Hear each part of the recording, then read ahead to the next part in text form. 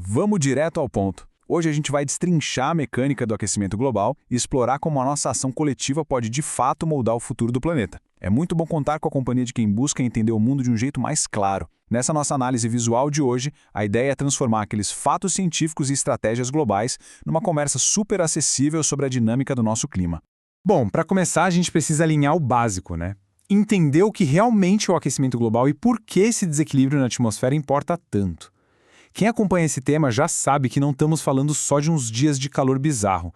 É um aumento gradual e sistêmico da temperatura da Terra. Isso acontece porque os níveis de dióxido de carbono e outros poluentes lá em cima estão altíssimos e acabam ficando presos na atmosfera, criando literalmente um cobertor térmico gigante. É uma reação em cadeia com consequências enormes para os ecossistemas que sustentam a vida por aqui. Então, o nosso roteiro de hoje passa por 5 pontos.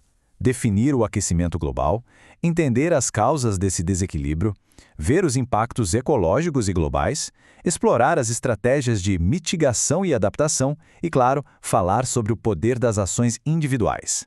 Parte 1. Causas do desequilíbrio.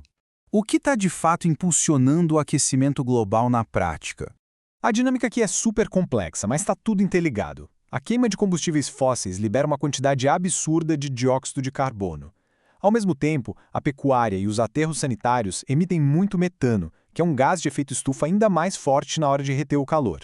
E para piorar, quer dizer, o golpe final mesmo, é o desmatamento. A gente está simplesmente eliminando nossos maiores sumidouros de carbono. Sem as árvores para absorver parte desse estrago, o sistema perde totalmente a capacidade de se reequilibrar sozinho. Vamos para a parte 2, impactos ecológicos e globais. As consequências de tudo isso. Agora que a gente já sacou as causas, é fundamental olhar o cenário macro. Isso ilustra perfeitamente o verdadeiro efeito dominó dos desastres climáticos. Tudo começa com o derretimento do gelo e o aumento do nível do mar, o que evolui rapidinho para extremos climáticos severos, tipo secas bravas e tempestades muito mais agressivas. E onde isso vai parar? Na ameaça direta à vida silvestre, bagunçando de vez os hábitats e as rotas de migração. Imagens como essa, de geleiras derretendo massivamente, dão aquele choque de realidade de por que o aumento das temperaturas é uma ameaça tão urgente para a infraestrutura costeira. Não é só paisagem mudando, gente. É o mar literalmente avançando sobre lugares onde tem muita, mas muita gente morando. Inundações deixam de ser uma coisa rara e passam a ser uma dor de cabeça constante e perigosa para as comunidades litorâneas pelo mundo todo. Parte 3. Estratégias de mitigação e adaptação. A hora de falar sobre como restaurar o equilíbrio.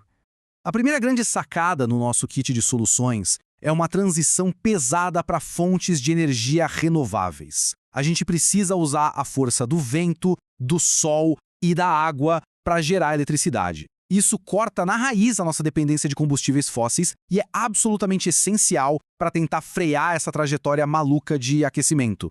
Logo em seguida, a gente precisa falar sobre como a gente se move nas cidades. Incentivar o transporte público e dar um tempo no uso do carro todo dia tem um impacto gigante. Pensa na matemática da coisa. Cada ônibus cheio na rua tira dezenas de carros de circulação. É uma forma simples e super eficiente de derrubar a pegada de carbono urbana. E não podemos esquecer das construções. A inovação urbana através da arquitetura verde faz toda a diferença a longo prazo. Usar materiais sustentáveis e designs inteligentes cria prédios que precisam de muito menos energia para aquecer ou esfriar. Isso é um jogo de mestre para reduzir as emissões do setor de construção civil. Só que olha só, paralelamente à mitigação, a gente precisa se adaptar. Afinal, a mudança climática já está batendo na porta. Isso significa proteger a infraestrutura costeira com dicas de contenção, inovar na agricultura plantando culturas resistentes à seca para conservar a água e, claro, focar pesado na restauração dos ecossistemas replantando florestas. É meio que curar a terra enquanto a gente tenta se proteger, sabe? E agora, a parte 4. O poder dos indivíduos, tomando medidas na prática. Quando a gente olha para o problema global, pode parecer que uma pessoa só não faz diferença, mas faz sim e muito. A nossa ação diária se divide em 3 frentes essenciais. Primeiro, reduzir a própria pegada de carbono, seja usando menos o carro ou ajustando a alimentação.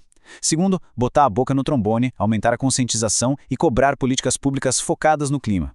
E terceiro, votar com a carteira, sabe? Apoiar e comprar de empresas que realmente são sustentáveis.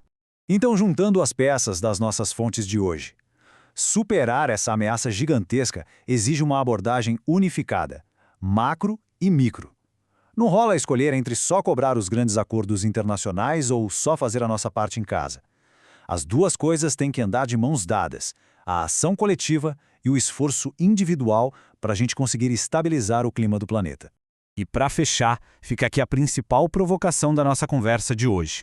Quais medidas a gente vai tomar hoje para garantir os ecossistemas de amanhã? A estabilidade ecológica não é um plano para um futuro distante. Ela está sendo construída com as escolhas que fazemos agora, neste exato minuto. Valeu demais pela companhia e até a nossa próxima análise.